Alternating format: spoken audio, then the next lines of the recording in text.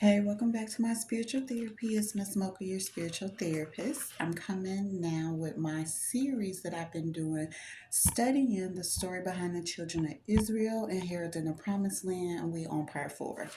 I already read it in my notes. So I read Joshua chapter 10 through 12. So I'll just briefly describe what the chapters is about. Of course, you can always go back, read it yourself to get a better understanding. But chapter 10 started with several kings hearing what went on with the Israelites. So, if you recall in part 3, the Israelites and Joshua started taking over the land and killing the kings off, killing people, because they were instructed by God to do so. This is them inheriting the land that God promised them. In order to get this land, they had to go and kill off all the wicked people that was there so they could take it over and it be their land. And so when the kings heard, so several kings around, in the other countries heard, or cities, I'll say, heard what was going on, what was happening, how the Israelites were taking over these cities. And they even heard that the Israelites made peace with the people in the city of, I think it's Gibeon. Gibeon. So, of course, these kings were not happy with it. They made a plan. They all gathered together to go to war against Gibeon. So, because Gibeon was the city that was supposed to be the enemies of the Israelites, but they ended up coming together with the Israelites because they were scared of basically being destroyed and taken over. So they, if you can't beat them, join them type of deal. So they joined the Israelites, and the kings wanted to war against them. So when the people in the city of Gibeon heard about that, they went to Joshua and the Israelites for help.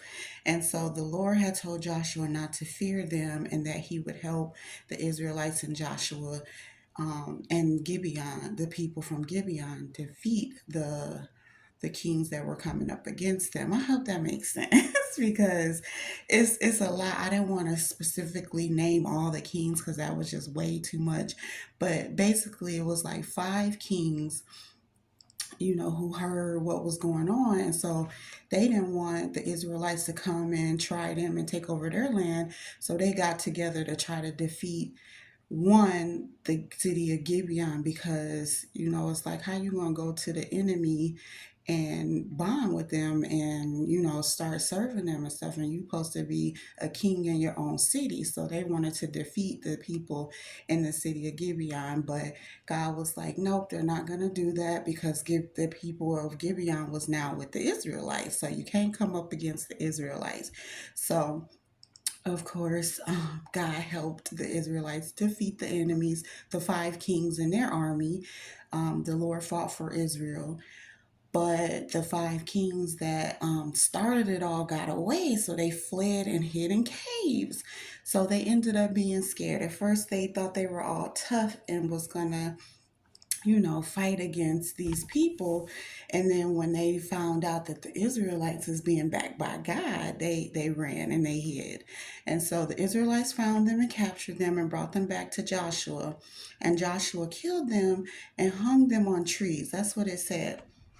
And so verse 25 though of chapter 10, I wanted to read it specifically. It says, and Joshua said unto them, fear not, nor be dismayed, be strong and of good courage, for thus shall the Lord do to all your enemies against whom ye fight.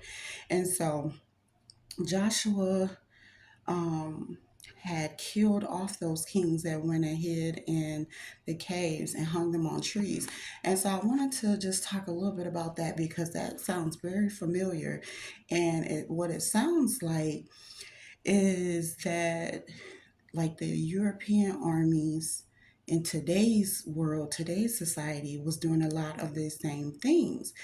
And only difference is God was running the show in the Bible with the Israelites. He was telling them who to kill off, whose land to take over, who to do all this stuff to. it's like the people, the Europeans now in our day, is taking it upon themselves who they want to make enemies, who they want to kill off, who they want to hang on trees, who they want to, um, you know, kill and destroy. And that's not how it's supposed to be. He didn't make these armies of the government here in America or anywhere to do these type of things to people. He's not saying make race wars or steal, kill, and destroy people.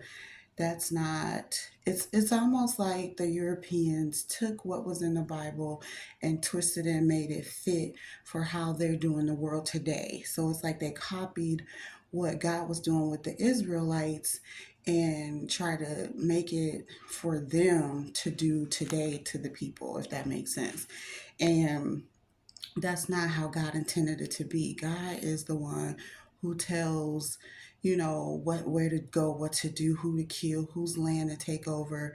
God did not tell the European government and armies, military to go and take over these black people or Native Americans or any other people like that. So it's like they took what God was saying to the Israelites in the Bible and they took it to fit them and their deeds, dirty deeds in the world today.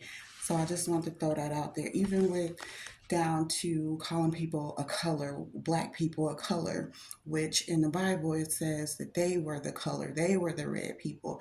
It's like they take little pieces of the Bible and try to make it fit for them so they could do their dirt in the world today. So anyway, back to the Israelites and Joshua. Um, he moved he moved the Israelites through the cities of the kings that he had killed one by one.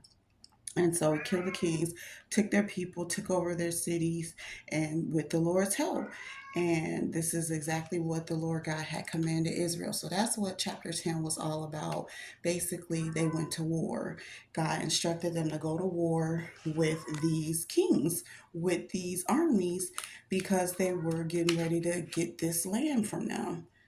Um, okay, and then chapter 11 talked about how one king of another city or country, nation, however you want to put it, found out what had happened in chapter 10, how they went and took over, fought for the city of Gibeon's enemies. And so this king went out and spread word to all the kings, as all the kings that he knew. So kings was coming from everywhere, north, south, east, and west, it said, and they came together to fight against the Israelites. The kings, all their armies, which they was talking about, it was a big map, multitude, very many. So it was like a bunch of well, a lot of kings, but a bunch of men in their armies. So they were all coming up against the Israelites to try to defend, their cities, their nations, their countries, because they knew the Israelites was coming to burn down. And so God had told Joshua not to be afraid because he would deliver them up all killed before the Israelites. So he was going to help them. He told them, don't fear. So what they did is they went in to destroyed the kings, destroyed their armies, took over their cities. And this is when Joshua gave the Israelites their inheritance and the war was over. So that was in chapter 11. It's longer than that, but just to sum it up, all the kings was hearing about what they was doing to the last king in the last city, and so they tried to get out in front of it so they wouldn't get destroyed or killed off, and they ended up dying anyway. And so that's good. This sounds like a good movie, but it still reminds me of how the government think that they do that nowadays, but they're doing it all wrong because they're not doing it under God's authority. They're doing it to, killing off innocent people, taking over innocent people's lands, taking over things that God didn't give to them, that kind of deal. But I ended with chapter 12, and chapter 12 just basically went over all the kings. It listed out all the kings that the children of Israel killed off with Moses and Joshua. And so this started off with Moses, how they were going in killing kings. And Moses dished out a couple of the cities for the tribes. So it's 12 tribes, and each tribe, except for the tribe of Levi. So 11 tribes were supposed to get inheritance, which was the land and everything that was up in it. And so, but yes, 12 talked about, listed out all the kings, all the cities they took over, and it ended with it being 31 kings. So that's 31 kings, 31 cities, or 31 nations. So that's what the Israelites took over with Joshua, of course, with the Lord's help, and they got their land dished out to them. So it's getting good, and that's just chapter 12. So we're like almost halfway through the book of Joshua, I believe. So it's still more to come.